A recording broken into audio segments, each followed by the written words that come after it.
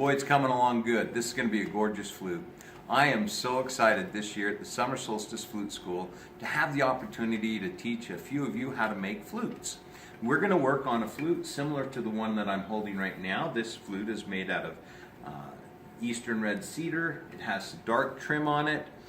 You'll have the option in the Master Flute Making course to make a flute that will be the cedar flute. It'll either have the light trim like this one, or like this one, it'll have some dark trim on it. We're going to study a number of different things in the Master Flute Making course.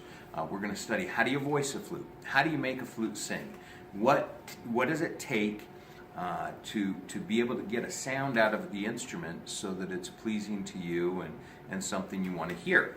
Additionally, how do you tune it? How do we make the flute work and play in tune? It seemed like black magic to a lot of people that don't make flutes. Tuning seems like just something that's almost incomprehensible. But in the course, we're going to talk about how do you actually tune it. In fact, we're going to do more than talk about it. You're actually going to tune flutes. And the other thing that we'll do in the course is we may do some inlay. You can see on this flute, it's got a variety of inlay on it. It has this lightning bolt shooting down it with inlay. We use the inlay in places where there's natural voids in the wood or slight imperfections in the wood, and it gives us an opportunity to show off a little bit of turquoise, give it a little bit of bling and glitz, and make it really beautiful. You'll have the opportunity to do that type of work at the school up at Summer Solstice.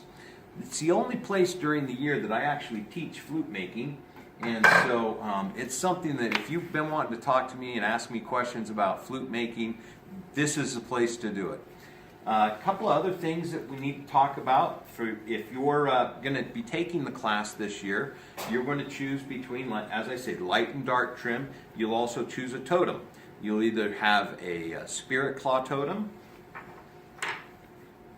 a little bird totem.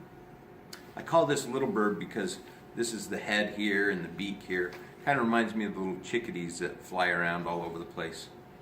I saw some chickadees flying in an airport. I think it was Chicago a few weeks ago. It made me laugh. Probably a whole bird family living in that airport. Isn't that crazy? And you'll also have the option of a flat totem. So you'll have the option of those three totems. The reason for the flat totem is you may want to do a carving of your own. Maybe you want to do some kind of a spirit animal that you want to carve on your own time, and you just need a platform on which to mount the totem that you carve. And so we'll do flat totems, and then you'll be able to have a place where you can mount that.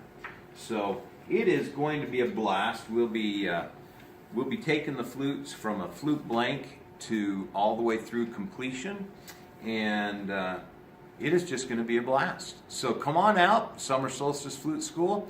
We'll see you in June.